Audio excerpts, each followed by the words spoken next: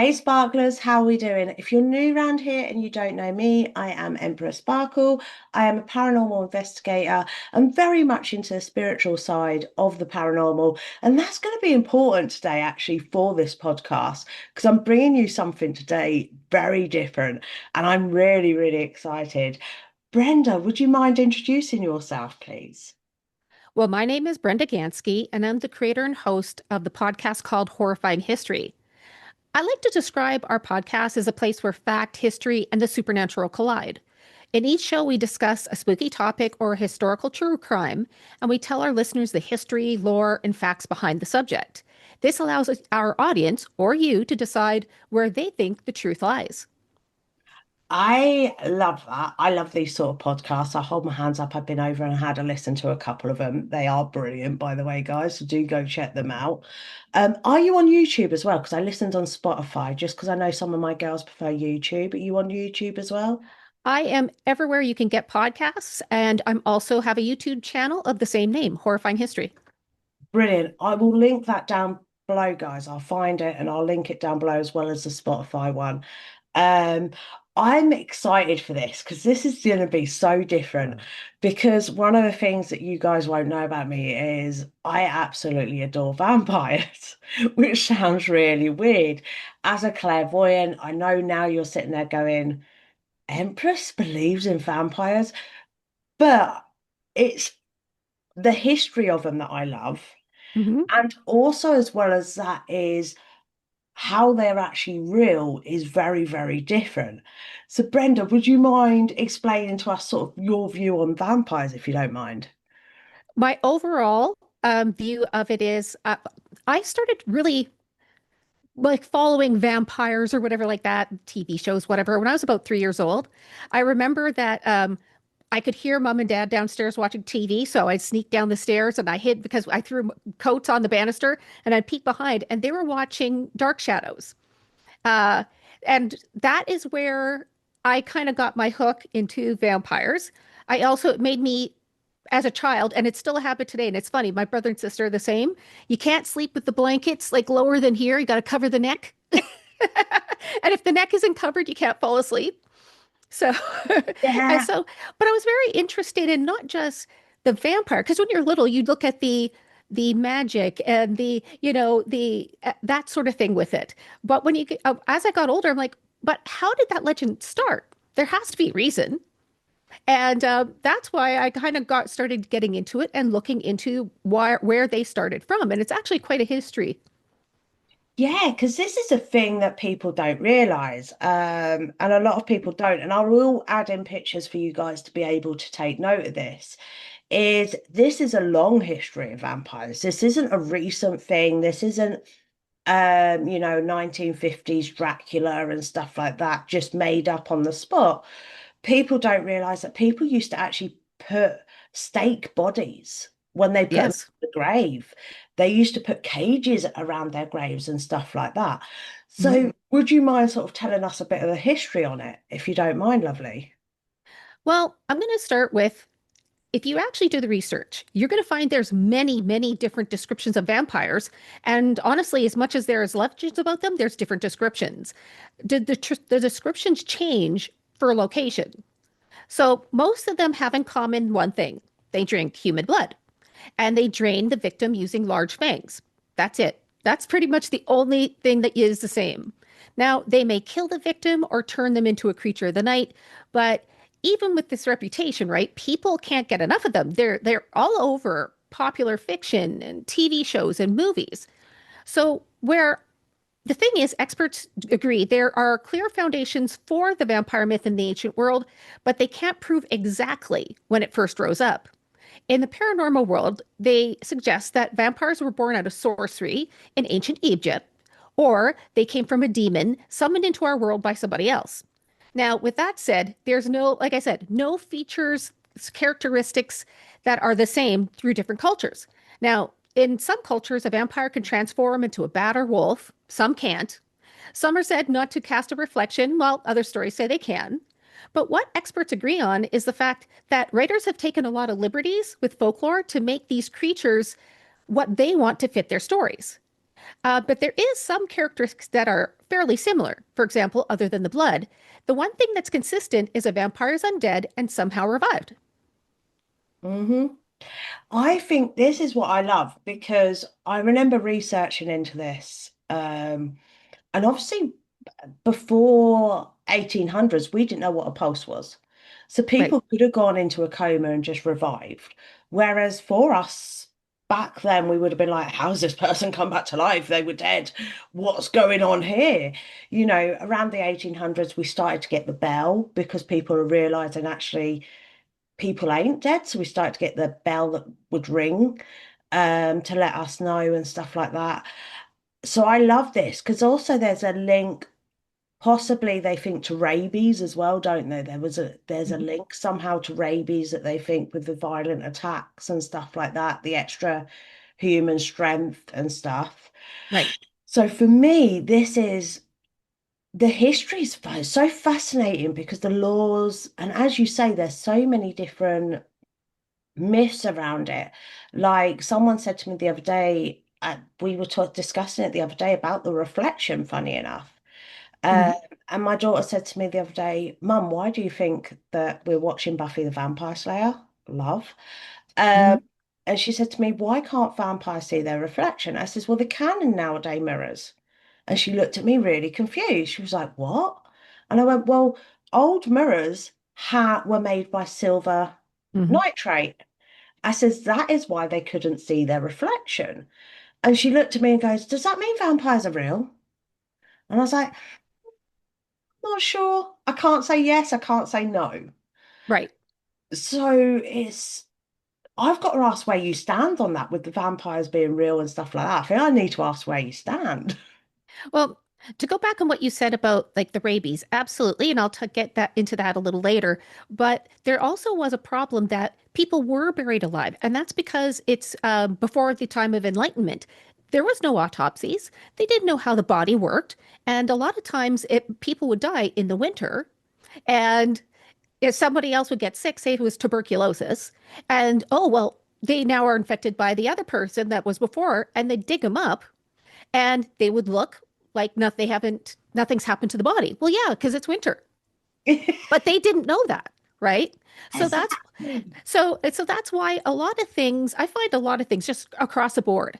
If it is a little bit weird, they people automatically jump to a conclusion that it's got to be supernatural or something evil when it came to the past because that's all they knew.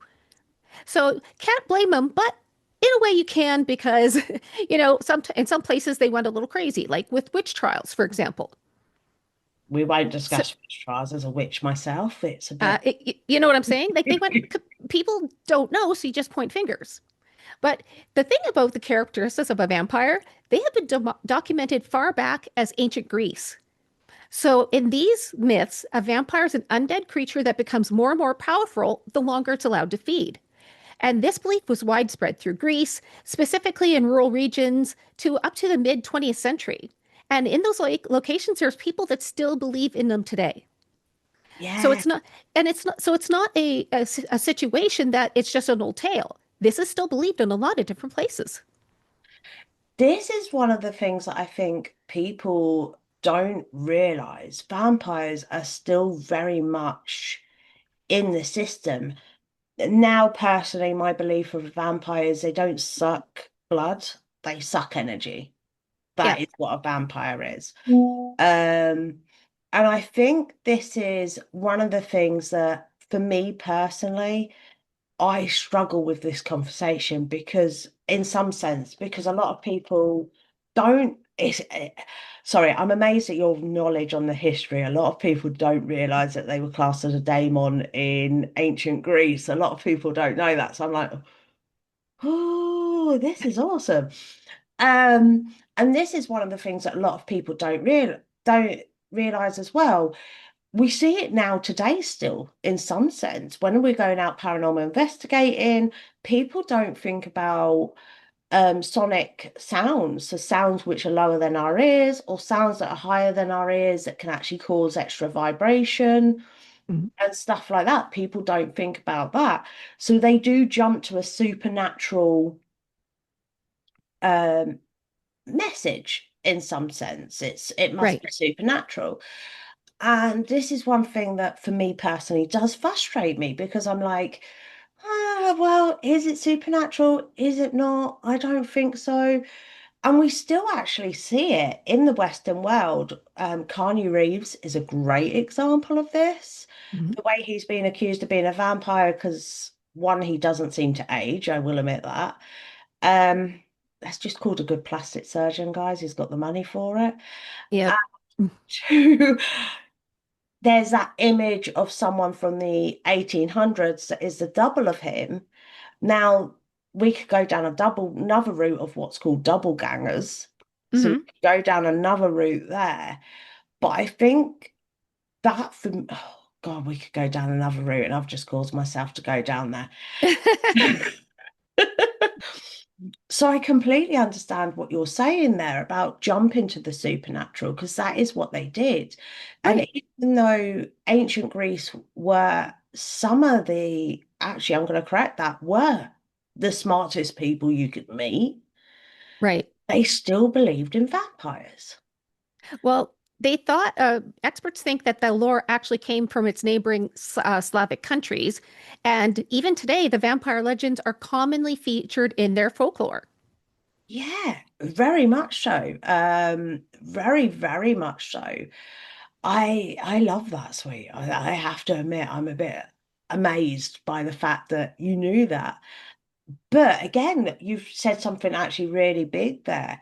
The Slavic culture, they were massive in that culture, hence why we've got Absolutely. Transylvania and stuff like that.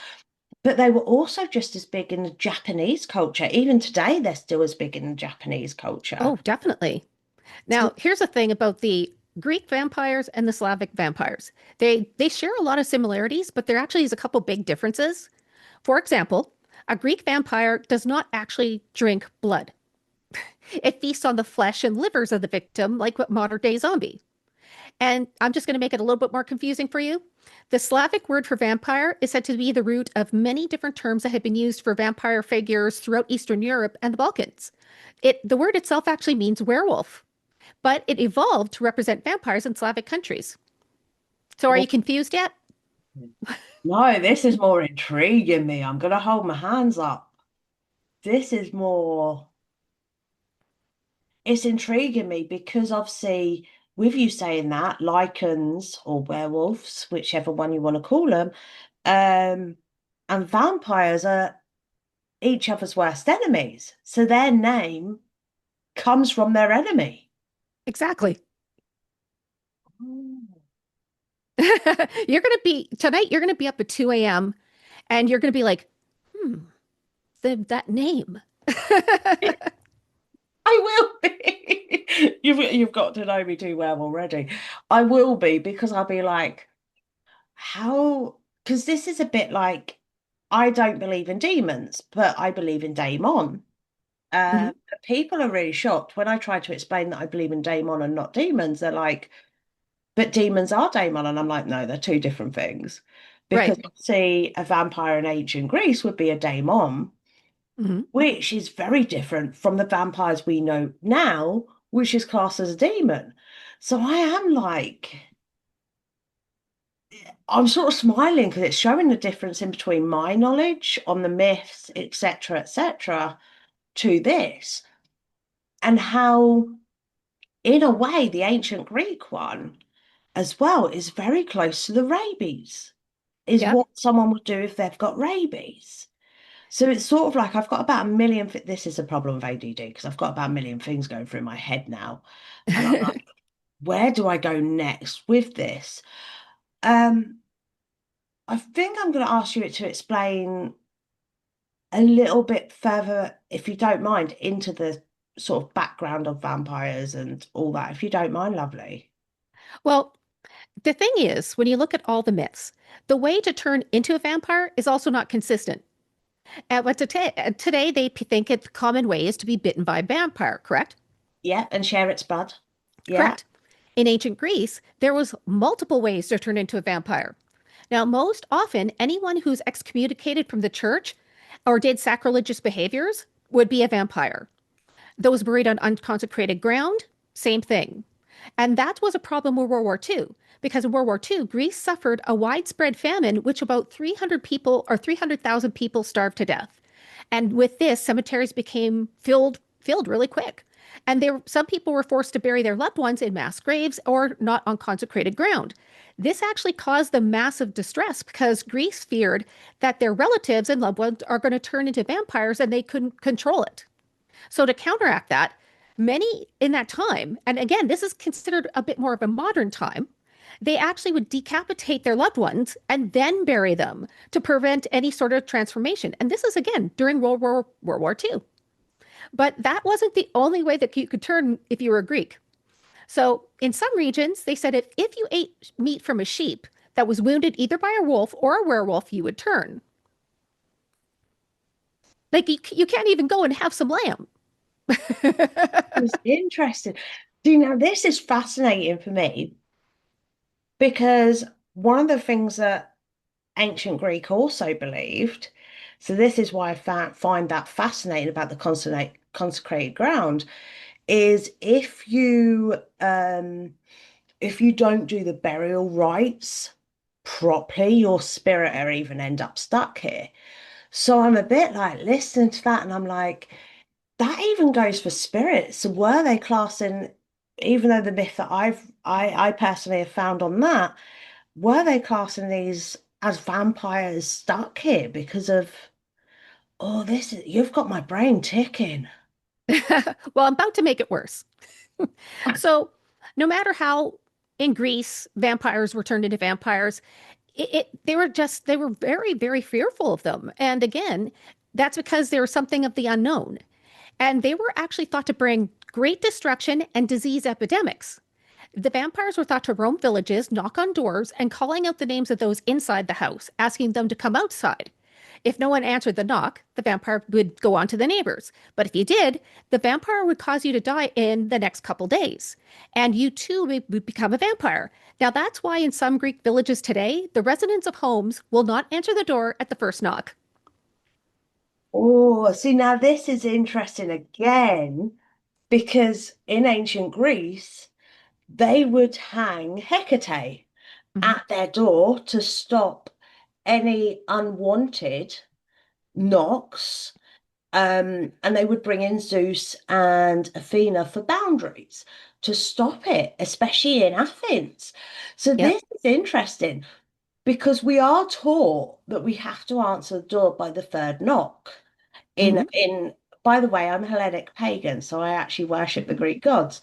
So we Hmm. are taught in Hellenic pagan to be hospitable. I never can say that word. Purely because of the fact that gods may come knocking for our help. So we have to answer the door by the third knock. So that is strange, actually, because I never understood why it was by the third knock. I always thought maybe it's part of a ritual or something, but maybe it was this, because spirit's not twice, but I never understood what about the once. Hmm. Oh, you are blowing my mind. So let's talk about some more folklore concerning vampires. Did you know a lot of the lore from them came from the Jewish faith? Yes, I did know that Ah, one. well, according to Jewish law, drinking blood's forbidden. So even though this happened, their vampire lore dates back over 1,000 years, and it resurfaced during Nazi era, which as you know, the Nazis were really into the supernatural, paranormal. They looked for objects that were paranormal for power. So they this all this vampire jazz also flared up because of that. So some of the more well-known lore is concerning female vampires, and some suggest that Adam's first wife Lilith was the first vampire. So, in the accounts, these women vampires, they're beautiful, they're bloodthirsty, and they're demons who prefer babies and children. They are created at sunset before the first Sabbath and before creation actually occurred. So, because of this, they can change form. They need blood to survive. And if they are injured or seen by somebody, the creature cannot survive unless it eats bread and salt from the person who was injured or saw it. It's also believed that the creatures were created as a test against humanity, but to kill them, it was kind of a challenge in the early myths of vampires. If buried, you must stuff their mouth with soil. Your other options was decapitation or burning.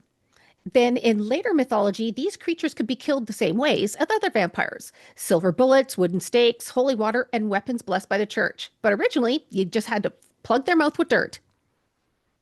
Oh, see, that's interesting to me because obviously, I knew it came what we know recently came from the Jewish myths, and there's this big thing about Lilith and stuff like that. Hold my hands up. This is more a recent thing, sort of like in the last 5, 10 years with Lilith. So I don't really not understand it because by that time my religion was set, is the way I'm going to word it. So I Mhm, don't understand it as much. But I find it intriguing because for me, Lilith isn't actually mentioned in any of the Bibles. She's only recently been found in the Enoch Bible that they've mhm, recently found, hasn't she? mhm. So I find this quite interesting how in the last 10 years she's managed to change the vampirism myth. I find that quite, for me, that's quite fascinating. It is. But um, well, let's talk about common causes of vampirism. So people hit like right now, what is your thoughts on that? How are vampires created? I go straight to the Buffy universe. The some Right. it's a whole. I'll quote Buffy actually. It's a whole sucking thing. Bite, change blood, and then you flip. But in folklore of other areas not Greece, some of the most common causes of vampirism included practicing magic, suffering an unnatural or untimely death, suicide, excommunication, not following burial rituals, an animal jumped over your dead body, a bird flew over your corpse or an empty grave, or being born with teeth, tail, or caul. If you were conceived on a specific day, if you talk to yourself, you're sick, or born on Christmas Day, you could turn into a vampire. But even further legends, some people are living vampires. They're actual dual, they have two souls. It's dual soul. And that allows them to basically one soul in the body, the other one to walk at night. And that one would be taking vampire, doing vampire things at night while the person, the body, was asleep. This is a bit trippy. So the reason being, as I said, about the ancient Greeks, what I believe in with the souls, etc. So the reason why I find that trippy is some people do have two souls. So they Mhm, manage to make an attachment because they're so negative. So they manage to make an attachment of their self. And mhm. they are your energy suckers because they need your energy. So they are your energy vampires, as we call them. So I find that, so this is actually in the myths, like for Mhm. thousands of years. Yep. Crazy, isn't it? And Yeah, interestingly enough, in Canada here, the Indigenous people have individuals they call Two Spirit, and it's part of the LGBTQ community. So they are dual spirit, male, female. And it is, again, it's part of the LGBTQ world out here. oh, Sad thing is, if I- this was like, say, 1,000 years ago, they would all be treated as vampires when they're not. but the thing is, even for me now, and this isn't me saying anything negative, that it's wrong or anything, I've just not experienced it in a positive light, is the way I'm going to word it. Mhm, Um, if I saw that, because I can see souls, so if I saw that, I would straight go to, by the way, I need to do you an exorcism. I need to get out of that attachment. So I would actually go straight to that, which actually in Native American, they would as well. They'd go straight to, they need to get rid of it. It's a bad thing. You're not meant to have two souls. You're not meant to have a second person that looks a double of you stood beside you. So that's quite interesting because I yeah, didn't know this as part yeah. of that. Well, the Indigenous who live in Canada, they've embraced for it's part of their rituals. They embrace two-spirited. They don't see it as a problem. That is interesting because, especially because everywhere else in the world sees it as a problem. Hmm. Like, even Korea, Japan, so everywhere in the world. So that's intrigued me Hmm. that they're accepting and they're welcoming, they're Hmm. accepting. I always say accept the darkness within, and I that's one of the things I do. So they're accepting this energy force, which is another side of them, Mhm. rather than keeping themselves whole, they're accepting that second side. Yep. That is Now, fascinating. so how do you think you kill a vampire? About 10 different ways. Obviously, set on fire is the most common. Mhm. Uh, Stake it, chop its head off. Um, if it's an original, you have to use a white steak. Sorry, I couldn't resist it, guys. But as with everything else with the true myth, if you dig into it, another consistency between the legends is usually that vampires do not die by illness or by a normal way that a human would die. They have faster than normal healing capabilities and super strength. But there is a lot of differences in how you can kill them. So, one of the most popular ways, like you said, decapitation, but you would decapitate them and put in the mouth garlic, like cloves of garlic, stuff it. You can use a blessed bullet, a stake through the chest, but not necessarily in the heart because that changes with the lore, or forcing that creature into direct sunlight. You can use fire, but what if you don't kill it? Lore tells us you can repel them, and this is not consistent either. So some say you can only they can only enter a home when invited, but others speak of distracting the vampire by scattering seeds or grain, and they're compelled to count it. That'll allow your escape. But question, where did all these stories start from? Where do you think? I I want to say Transylvania. I feel like it'd be that area, sort of Savac. Oh, I can never say the word at the minute. What's going on with me? My head's going round and round. But I want to say sort of Romania, Czechoslovakia, that sort of area. I do want to say that area. Well, yes, that is where they think that it started. But the folklore of walking corpses drinking blood of the living spread the plague, and spreading plagues flourished in medieval Europe everywhere during the times of disease, which is why experts believe that this is why it said the first vampires preyed on their own families. For example, let's say you have tuberculosis. Tuberculosis is airborne. It's air, or sorry, it's droplet. So in a small home, way back in the medieval times, of course, you're going to cough in the air and it's going to go to the next one and the next one and the next one, which again, when people back then, something happened they didn't understand, it was always the devil or evil. So they would think that if it goes through a house, which is common, then all these people dying, it must be one of them is a vampire or got it from somebody who is a vampire, right? Make sense? No, it does make sense because I know here in England, when we had the Black Plague in the 1600s, Mhm. and the 1400s, and I know we had it another time before that as well.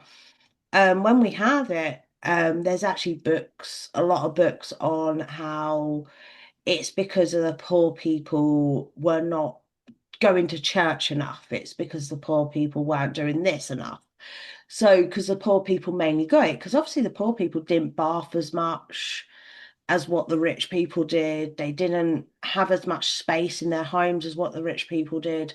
So there was a lot about that. And then also the fact if you survived the Black Plague, you were this big bad person. Like no one would Right. ever speak to you again because how are you meant to survive something that's killing off 95% of the population? Exactly.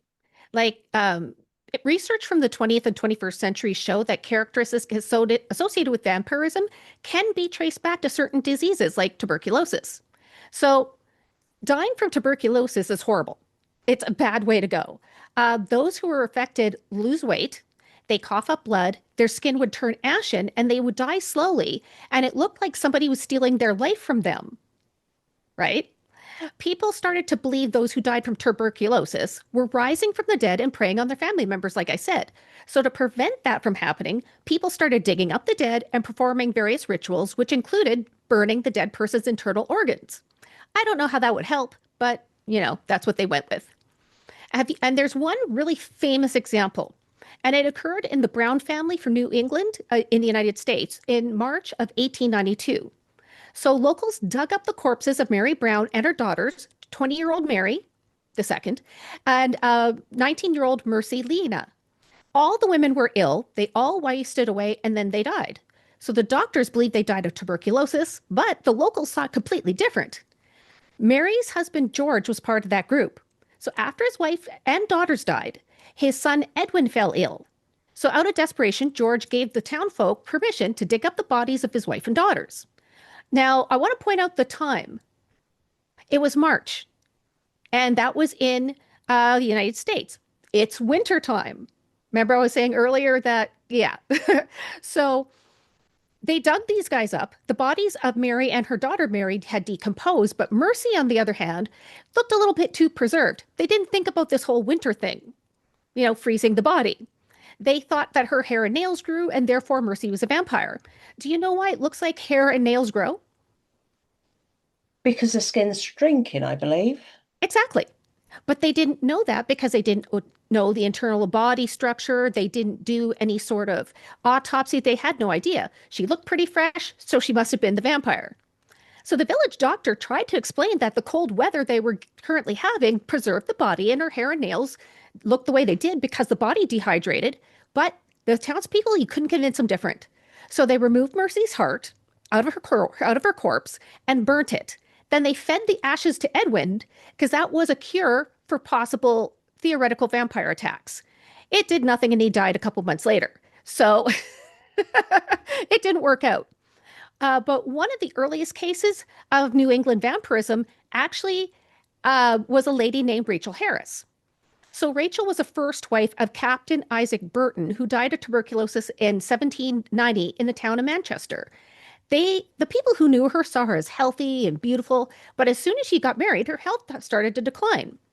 Now, instead of thinking, oh, she's got tuberculosis, they just had no idea what was wrong with her, and she did die of tuberculosis. Now, the following year, Isaac married her stepsister, Hulda. So after the two got married, Hulda became ill with tuberculosis. And when she started having the same symptoms as Rachel had, friends and family started to believe that Rachel was the cause. She must have done it, right? So obviously she's a vampire. And if her organs was burned in a charcoal fire, an elixir could be made for Hulda that it would cure her. So they dug up Rachel, who's been buried about 3 years at this point. They desecrated her corpse and removed what was left of her lungs, liver, and heart. They brought him to a local blacksmith's forge, and with about 500 people there, they burned those remains and made an elixir to Hulda. So do you think it worked? No, it made Yeah, it did. it faster. They drank some dead girl, and it didn't work. She died a couple days after this. So, did the townspeople, you think, recognize what they did was wrong? Most likely not. You're 'Cause right, because they decided the reason it didn't work was Rachel wasn't a vampire. She was a witch. this is the problem in some ways, which it's strange because you mentioned tuberculosis, which here in the UK we called consumption before the Yep. 1920s. I don't know why we did, but we did. Um, and basically, it's strange you say that because in the 17th century, it was fashionable to have tuberculosis because it made you look skinny, it made you look slim, it made you look pretty. And that's when the cages started to come about. Hmm. And the bells started to Hmm. come about. So I find that quite fascinating that people were at one point wanting to catch this disease and wanting it because it made them look slim, it made them look young, it made them look pretty in their heads. And then the fact that they also saw it as actually there's something not right with having this disease as well. In death, once they actually died, it was like, it's not okay because it's a bit like a period in Victorian times. Women would eat tapeworms just so they Yep. could stay skinny. So I find this quite fascinating for me because it's not actually the people which are doing it that are feeling, it's the people around them Right. afterwards that have got It's the feeling. sometimes during it, sometimes after it. Yeah, which is quite fascinating to me.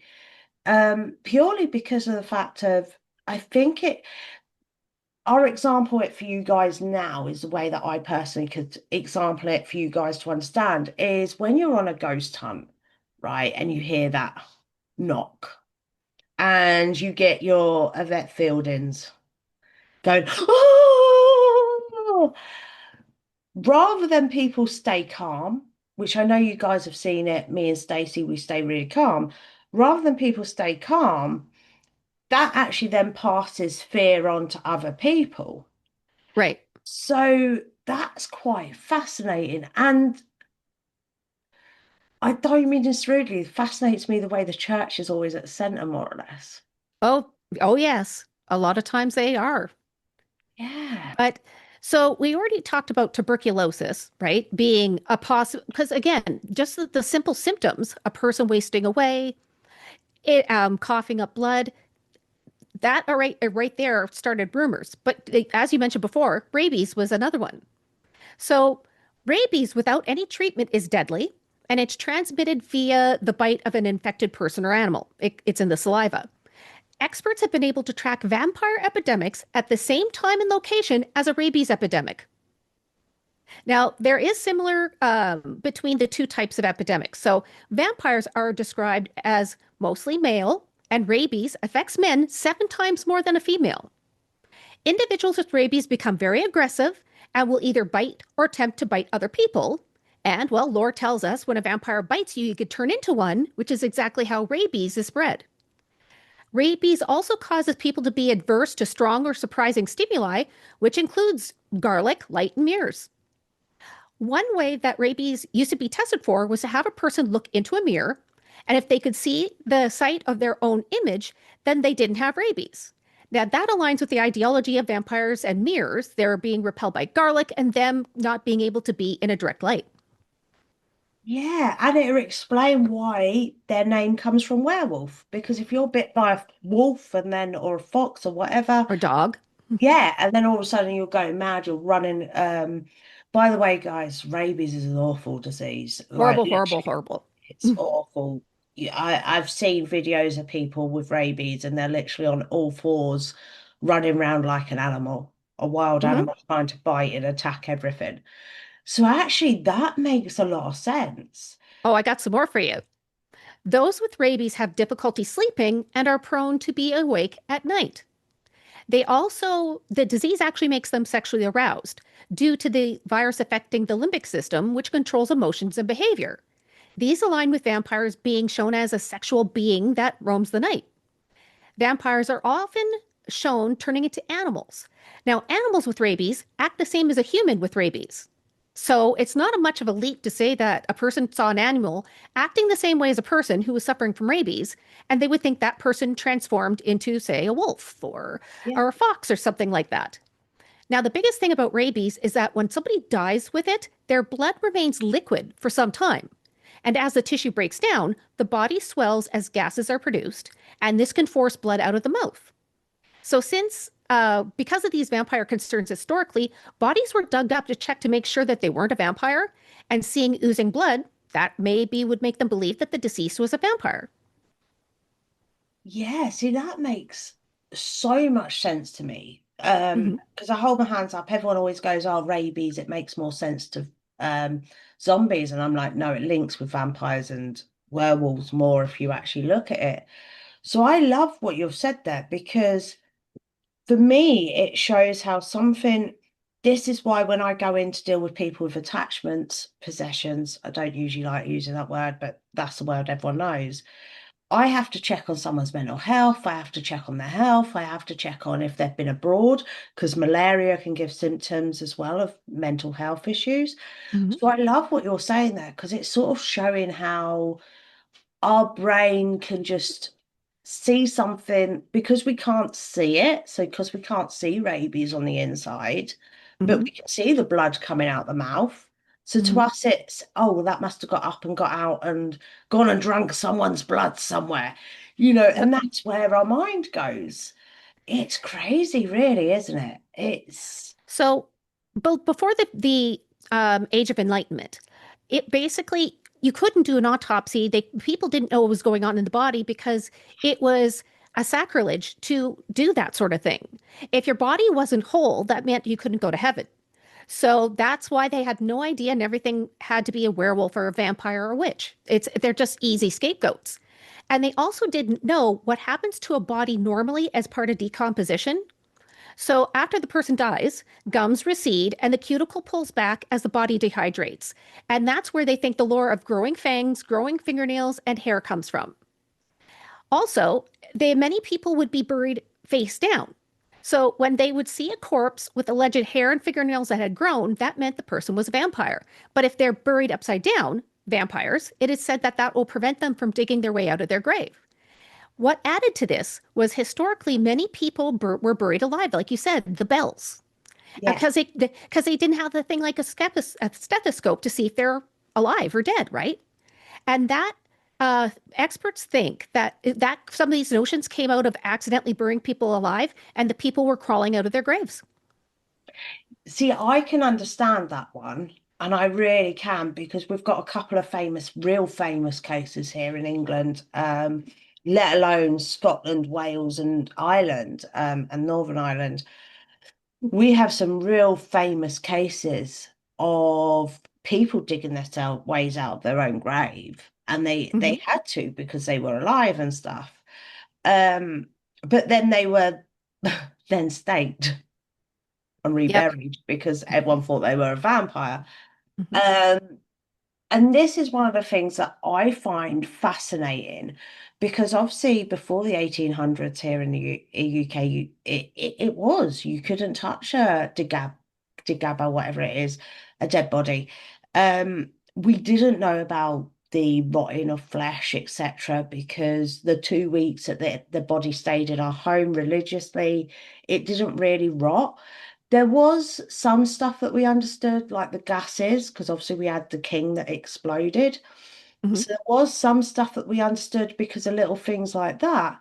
But doctors weren't affordable. So we were using technically witch doctors is the way they're Exactly. worded as, so herbalists and stuff like that. And they wouldn't have seen a dead body. They wouldn't have ever Right. seen one after a week to 2 weeks. And When like I said, again, it's a sin to cut into a body. You have to leave it whole because otherwise they don't go to heaven. So they just didn't. So if you see a person that has barely any respiration, a very, very faint heartbeat, of course they're going to think they're dead. Yeah, this is a thing that for me, I can understand it in some sense. Like if I put myself in their shoes, I can understand it. Whereas obviously the 1800s, we had the massive spiritual movement Hmm. where we started to sort of recognize actually God wouldn't want it this way. Hmm. Um, for me, obviously, I don't believe I believe in God, but I don't worship him is the way I'm going to word it. And I think it's quite amazing in some sense when we think about that, because I know what the doctors did in the 1800s was awful. So before anyone comes at me for that, the way they treat the poor was disgusting. Hmm. So before anyone comes at me for that, it was.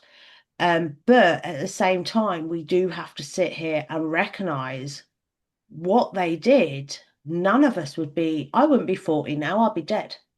Right. I life expectancy up to the 1920s was 30 for Hmm. poor people. So when you actually think about that, you can understand the state of mind, why people were thinking it was vampires. And also sometimes the heart can stop and restart. Hmm. So you can understand why they would think, well, they were dead, especially if they've got a faint pulse and then all of a sudden they've got a pulse. Like, you can understand why they believed in vampires in some sense, like in the realistic form. Does that make sense? Absolutely. Now, here's the thing. It's not just in the past.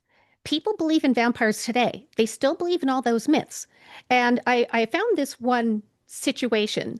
It happened in 2017. The United Nations had to remove their staff from a southern African area where a vampire scare triggered mob violence and killed 5 people. So the belief in witchcraft and vampires is very widespread in southern Africa, still to this day. And vampire rumors restarted in the region in 2002. So the UN Department of Safety and Security stated that the districts have been affected by ongoing stories of bloodsuckers, is what they called them, and possible existence of vampires. They produced a report that said at least 5 people were killed by lynch mobs, thinking that they were vampires. And so they decided to move their people out of the country for their safety. And people just, again, like I said, people think there's the sparkling type or, the vampire Lestats, but these guys killed 5 people. And I'm talking 2017 because they were positive they're vampires. See, this is one of the scariest things, and I actually loved. I know I'm going back to Buffy again, guys, but I love Buffy. I'll hold my hands up. I loved this in Buffy actually, the way they showed mental problems on people believing they were vampires, and it was skipped over when we were kids. But now I rewatch it, and when I rewatch it quite a lot because my autistic daughter, it's one of her comfort programs, to be honest. Um, when I rewatch it, that episode where they're all down in that club in the basement and Spike and his crew have come in to lock them in, Mhm, I was having a conversation with my daughter and I went, "What do you think that stands for?" And she went, "I think, Mum, in real life, that stands for the fact people can be brainwashed to believe something." mhm, And there is a lot of these. There was a cult in America as well, wasn't there? Well, not in America, in the USA. Um, Sorry, guys, I am making sure I say USA because there's a big thing over there at the minute about America trying to claim the whole of USA trying to claim the whole of the Americas. mhm, Um, so I do love that because she said to me, she says, "Well, it's about a gang, they're brainwashing them to believe they're vampires when they're actually not, they just want to use them." And I was like, and I says, "What do you reckon in Buffy vampirism actually stands for?" And she went, "Drug use." mhm, I went, "Brilliant." I said, "It's mhm, brilliant," because I knew. But there be people like them in 2017 that would watch Buffy the Vampire Slayer or will watch Vampire Diaries, come mhm, obsessed with it, mhm. and then convince themselves that they are. I'm trying to remember the one in USA. I think that again was myself. I think that was again, they got obsessed with Twilight, didn't they? You hear things like that everywhere. And again, in a person's mental health state, it switches from a role play to a reality. Yes. And, but if you're looking back in history, I personally like, because I used to think vampires, schmampires, right? Um, it's just a myth. And my husband, especially, he's very much a critic and a skeptic of things. And he's like, oh, it's a joke. Well, it's not a joke. And he's like, oh, people just believe in that, just want to believe in it, right? Or come up with something. And I'm like, no, there's actual history to show why. And if I was in their same or situation and age, I probably would believe too, because again, the education of the human body itself, people had no idea about physiology, so they didn't know about certain diseases, and whenever anything happens bad, someone wants to point a finger at somebody else, and I think all that in combination, that's how we got vampires. And I completely agree with that. And this is someone that I strongly believe in the paranormal. Give me ghosts, give me spirits. I strongly believe in it. Like, I Mhm. am literally there. I will tell you that you've got something attached to you. You haven't, by the way, Brenda. I'm just using that as an example. But Hey. I would, I would say to you, by the way, there's something there. Do you know what I mean? And I would be the person, like the priest, going to perform exorcisms and stuff like that. I hate that term. I hate that term. There's I got to think be a better one. An there, eviction. oh, I like that, an eviction. Um, and for me, that is what I'm doing. Sometimes it's for a placebo effect, and it is because, as we said about mental health, some people are so deep, dark in that rabbit hole. Sometimes it's Mhm. just literally a mental health thing that I'm doing a placebo. Oh, yeah, it's gone type thing. Right. Um, Whereas sometimes it is an actual attachment, in Mhm. my personal opinion. Whereas for other people, it will be they're just caused themselves the double vampire. So they've just caused themselves projecting their negativity into another form. So I find this quite interesting because I've always been on, other than energy vampires, vampires aren't real. And I will admit Right. that to everyone. And when we look at the history, like you've explained to us today, and I love it because it is very true what you've said. For me, it's then made me more questionable. Hmm. It's then made me more. I know it sounds weird a little bit. You guys are going to have to comment down below because I need to hear what you guys think. It's made me go, but could there be something out there? Could It there keeps be? it makes you think, makes you wonder. Because again, like I said, there is no origin story that's exactly the same. There is no type that's exactly the same, but there is the same result. And it's like, for example, if you look there about the legends behind the Hat Man, for example, or sleep paralysis, where it's actually like the old hag or whoever, I find it very interesting that this lore is around the world, but they're seeing the same two things, right? Then you have this situation that's slightly different, and but the end result is the same. So it's kind of hard to see where is the truth, but both sides are actually understandable.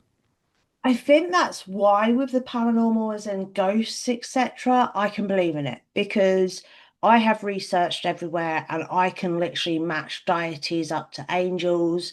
I can literally match like so much up. Like as you said, the shadow man he's seen in Japan, he's seen in Korea, he's seen in Africa, he's seen in the Americas. And this is for thousands and thousands and thousands of years. We have it pictured actually even in Greek mythology. The shadow man is mentioned even then. So for me, I think that's why they're easier to believe in Hmm. because the story is the same. Right. A bit like werewolves as well. It's a bit easier to believe in because the story is the same. Hmm. Shapeshifters I struggle with because they're mainly Native American. There's not really many myths everywhere else. Hmm. But vampires, I think that's why I go more towards the no, they're not real. Hmm. And that is purely because of the fact they everything I know about them can be explained. Right. Makes sense. It does. And I don't see it as they were just naive or believed in, you know, something that, is off the wall and crazy. If you break it down and look at the descriptions and then the possible causes, it makes complete sense why they believed in vampires. Heck yes. Heck yes. And this is one of the things when I remember when someone first explained to me the rabies theory. And I was like, really? Rabies, blah, blah, blah. And this is back in the day when you could get these sort of videos up. You can't anymore. They showed me someone with rabies, and I literally went, that could also explain the werewolf theory. Hmm. And they were both looking at me, and we were looking at each other like, oh, so we went down a rabbit hole. Like, this was when I was about 15, 16, first Hmm. getting into witchcraft.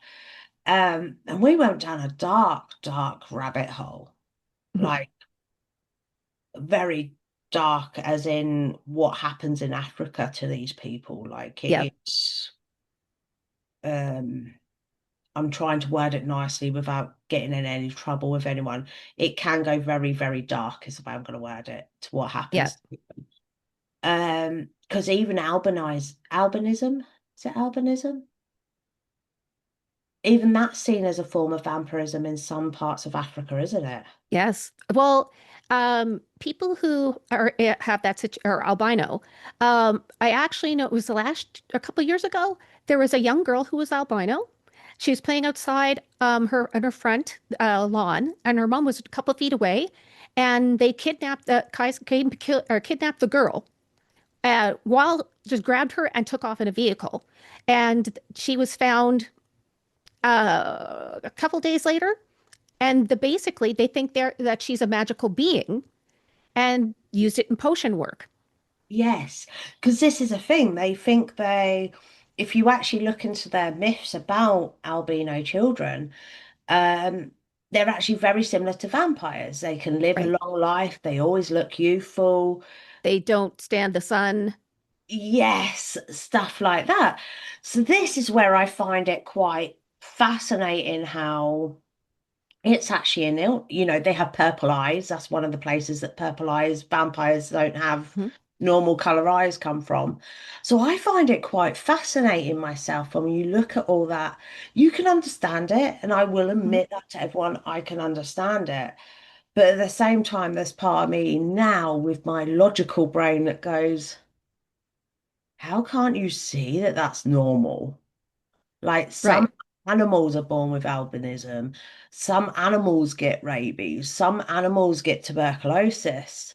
We have badgers here and they're dreadful for carrying tuberculosis. Mhm. So I just sit there thinking, my logical brain wants to take over, Right. if that makes sense now. And I think that's why I can't believe, I'm going to hold my hands up to you guys. I don't know whether Brenda believes, and I will admit that. But that's why I personally now wouldn't be able to believe in vampires. But I really need you guys to comment down below. Um, Brenda, is there anything you want to add before we finish, lovely? The one thing, just to go cap off the albinism, albinos, if you think about it, they're rare, correct? It's very rare. Back way back in, medieval times and later, like centuries ago, they were more of you didn't have big cities. You had small little towns and or villages, and people usually would maybe go to another town. I read a study that the maximum they used to go was about 250 kilometers away. So if you go from your village to another village and see an albino, and you never seen one before because there's again lower population, more spread apart, I can see why they would, wow, that's a magical being, or I've never seen that before, it's a demon. I can completely see it. I completely understand it because it's a bit like autism used to. So just to explain this to you guys, autism for years was called child schizophrenia Right. for years, until the 60s slash 70s. Horrible fact about autism, the Asperger's side, which is what my daughter's got, was actually found by the Nazis. Hmm. So autism was actually found by them. They were the first to actually say this isn't a mental disorder. This is a mental disorder, but not worthy of being locked up for, is the way I'm going to word it. But even that, they were petrified it. Children with Down syndrome, if they went to the next village and have never seen a child with Down syndrome, because people talk about as if it never existed, but it did. They would cry witch back at their own village, and people would go and hunt them down because and call them ogres Hmm. because that's what they believed they were. So Right. yeah, when you think of it that way, Hmm. Makes sense. yeah, because you wouldn't have seen it. It's not like now where we've got the internet and everything's out there Exactly. for us to see if we want to understand something. All we've got to do now is Google. Um, so I do find that quite fascinating, actually, putting myself in their shoes. And I can Yeah. understand why witchcraft is scary. And to be honest, some people, what they do with witchcraft, it still is scary. Yeah. I will admit, I will hold my hands up there. Um, some people don't understand that all we're doing is changing the energy around us. Some people still see it as a magical thing, if that makes sense. Hmm. Um, that can be used for cruelty. That's what Hmm. I word it. Try to word it nicely. I don't word things nicely. Um, it's not easy. Thank you, Brenda, so much. Do you want to add anything else, lovely? I will be cautious that I don't get chatting because I am a nightmare for it. Horrifying History can be found on every major podcast provider, and you also can hear it on YouTube. Our YouTube channel has the same name, Horrifying History. Brilliant. Do check, honestly, guys. This has been so fascinating for me. It's nice to speak to someone else that actually understands the history of vampirism. I've actually learned some about vampirism. I didn't know it was in ancient Greece. So I'm quite fascinated with that. Obviously, I've not been researching as well as what I should have been. No. Um, but I find it absolutely fascinating. I hope you guys have enjoyed this. Don't forget to like, comment, subscribe. And don't forget to pop over to Brenda's podcast as well. Horrifying Histories. Honestly, I've been listening. It's absolutely brilliant. If you like things like Peter Law, tape, oh, I forgot his thing. Tape Archives, that's his channel. If you like stuff like that, um, Rotten Mango, stuff like that. If you like it, you're gonna love her podcast. Believe me, it's absolutely brilliant. I love the way you story tell as well, Brenda. Well, So thank you. thank you so much. More than welcome, my lovely. So thank you for joining us. Oh, And guys, thanks for inviting me. more than welcome, lovely. More than welcome anytime. And guys, don't forget, keep sparkling.